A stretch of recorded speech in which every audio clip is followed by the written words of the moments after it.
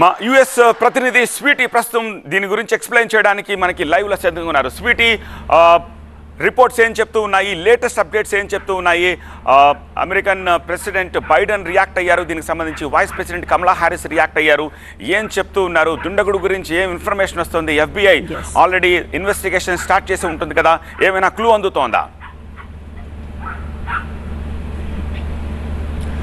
సత్య, మీరన్నట్టుగా అమెరికా అధ్యక్షుడు, మాజీ అధ్యక్షుడి పైన జరిగిన ఈ ఘటనకు సంబంధించి ప్రపంచ దేశాలు కూడా ఇటువైపే చూస్తున్నాయి. ఎందుకంటే ఇప్పటికే నవంబర్లో జరగబోయే ఎలక్షన్స్కి సంబంధించి ఒకవైపు డెమోక్రటిస్, మరొక వైపు వీళ్ళందరూ కూడా ఏదైతే ముఖ్యంగా ఎలక్షన్స్కి సంబంధించి కొన్ని క్యాంపెయినింగ్స్ కూడా ఎక్కడ జరపాలి, అలాగే సెక్యూరిటీ పరంగా ఎలా ఉండాలి అని చెప్పి చాలా జాగ్రత్తగా ప్లానింగ్స్ కూడా చేస్తూ ఉంటారు. అయితే ఇలాంటి క్రమంలోనే పెన్సిల్వేనియా అనేది చాలా కీ పాయింట్ అని చెప్పుకోవచ్చు. ఎందుకంటే చాలా అతి సమీపంగా మెయిన్ సిటీస్ కూడా ఉంటూ ఉంటాయి. దీని సరౌండింగ్స్ అంతా కూడా ఒకవైపు న్యూయార్క్ కావచ్చు, మరొక వైపు హ్యారిస్బర్గ్, ఇలా చాలా ప్రాంతాలు కూడా చాలా పెద్ద ప్రాంతాలని చెప్పుకోవచ్చు. అయితే ఈ ఘటనకు సంబంధించి తను ర్యాలీలో ముందుకు వెళ్తున్న క్రమంలో ఏదైతే కూడా అక్కడ సరౌండింగ్స్లో అందరూ కూడా తన అభిమానులు కావచ్చు, అలాగే తనకి సంబంధించిన ప్రచారానికి సంబంధించిన వాళ్ళు, అలాగే సెక్యూరిటీ పరంగా, అలాగే ఎవరైతే సీక్రెట్ ఏజెన్సీస్ ఉంటారో వాళ్ళందరూ కూడా అలర్ట్గానే ఉన్నారని చెప్పుకోవచ్చు. అయితే ఇక్కడ జరిగిన ఘటనకు సంబంధించి మనం క్లియర్గా ఒక విషయం అయితే అర్థమవుతోంది,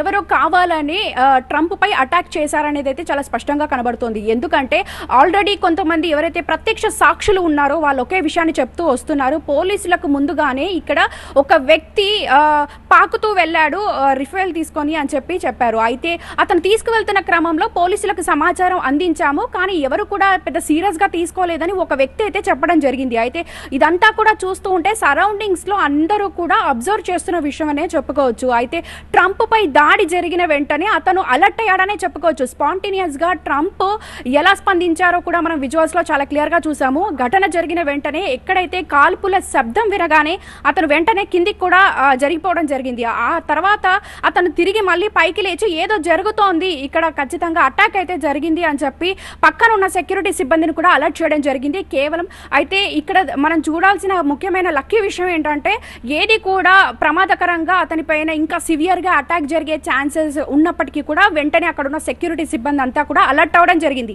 అయితే అలర్ట్ అయిన వెంటనే సీక్రెట్ ఏజెన్సీ కూడా బయటికి రావడం, ఎక్కడి నుంచి ఈ షూటింగ్ అటాక్ జరిగింది అని చెప్పి కాన్సన్ట్రేటివ్గా సరౌండింగ్స్ అంతా కూడా చూడడం జరిగింది. సరౌండింగ్స్ అంతా చూడడంతో అయితే ఎవరైతే బిఫోర్గా ఇన్ఫర్మేషన్ ఇచ్చారో అసలు ఏం జరిగింది, ఎందుకు పోలీసులు స్పందించలేదు అని చెప్పి ఇప్పటికే అవన్నీ కూడా సమాచారం సేకరిస్తున్నారు. అయితే ట్రంప్ కి చెవికి గాయం అయింది, అలాగే తను వెంటనే పైకి లేవగానే కూడా స్వీటీ, దుండగుడికి సంబంధించిన ఇన్ఫర్మేషన్ ఏదైనా అందే అవకాశం ఉందా? మనం చూసుకుంటే కనుక ఇప్పటికే గో హెడ్. ఎస్, అంటే మీరన్నట్టుగా వెంటనే ఇక్కడున్న పోలీసు సిబ్బంది కూడా అతన్ని గుర్తించడం జరిగింది. అయితే ఫర్దర్ గా ఎంక్వైరీ మాత్రం, అంటే ఎవరైనా కావాలని ట్రంప్ పైన అటాక్ చేయడానికి వచ్చారు అంటే ఎక్కడైనా ఇలాంటి ర్యాలీలు కానీ ఏమైనా జరిగితే ఎలా చూడాల్సిన అవసరం కనిపిస్తుంది? Is it a personal attack or లేకపోతే is it a fight between left wing or right wing? మనం చూసాము బ్రెజిల్లో బోల్సనారోని దించాలని చూశారు, షింజో అబే మీద జపాన్లో ఎన్నికల ప్రచారంలో కాల్పులు జరిపి సమీపం నుంచి చంపేశారు. ఇప్పుడు ట్రంప్ మీద అటాక్ జరిగేది. ట్రంప్ రైట్ వింగ్ మనందరికీ తెలుసు. Is it a fight between left wing and right wing? ఆ తరహా అటాక్గా చూడాలా, లేకపోతే ఎవరైనా వ్యక్తిగతంగా ఈ అటాక్ చేశారని చెప్పి అనుకోవాలా? ఒక మాజీ అధ్యక్షుడి మీద, అలాగే ఇప్పుడు ప్రెసిడెన్షియల్ రేసులో ముందున్న ఒక పర్సన్ మీద అటాక్ చేయడం అంటే సామాన్యమైన విషయం కాదు. సో ఈ అటాక్ని ఎలా చూడాల్సిన అవసరం కనిపిస్తోంది?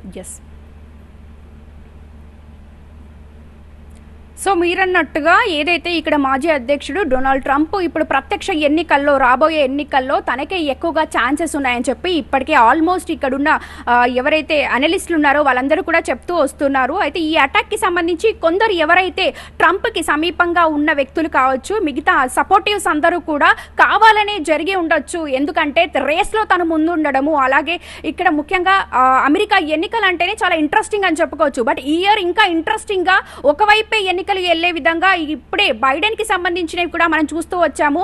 అంటే తన పైన ఉన్న రిమార్క్స్ కి సంబంధించి కూడా, అంటే కొన్ని చర్చలలో కావచ్చు, మిగతా విషయాలలో తను ఎలా స్పందిస్తున్నారు, ప్రజలలో ఎలా ఉంటున్నారు అనే విషయాన్ని కనుక మనం గమనిస్తే ఓవరాల్ గా ట్రంప్ కే ఎక్కువగా ఛాన్సెస్ వచ్చే విధంగా కనబడుతున్నాయి. సో రేస్ లో ముందుండడం కూడా ఈ అటాక్ కి ప్రధాన కారణం అయి ఉండొచ్చు అని చెప్పి ఇప్పటికే ఎవరైతే సెక్యూరిటీ ఏజెంట్స్, అలాగే మిగతా ఎవరైతే సపోర్టివ్స్ ఉన్నారో వాళ్ళందరూ కూడా దీన్నే పాయింట్ ఆఫ్ వ్యూగా తీసుకొని ముందుకు వెళ్తున్నారు. అటాక్ జరిగిన వ్యక్తి దొరికాడు కాబట్టి కాబట్టి తనకి సంబంధించి ఎలాంటి స్పందన వస్తుంది, అసలు అటాక్ ఎవరైనా జరిపించారా, టెర్రరిస్ట్ అటాక్గా చూడొచ్చా, లేదంటే వాంటెడ్లీ ఎవరైనా అక్కడికి పెన్సిల్వేనియాకి ర్యాలీ బిఫోర్గా ఇన్ఫర్మేషన్ ఉంటుంది కాబట్టి వాంటెడ్లీ తనని పంపించారా అనే కోణంలో కూడా ఎంక్వైరీ కొనసాగుతోంది.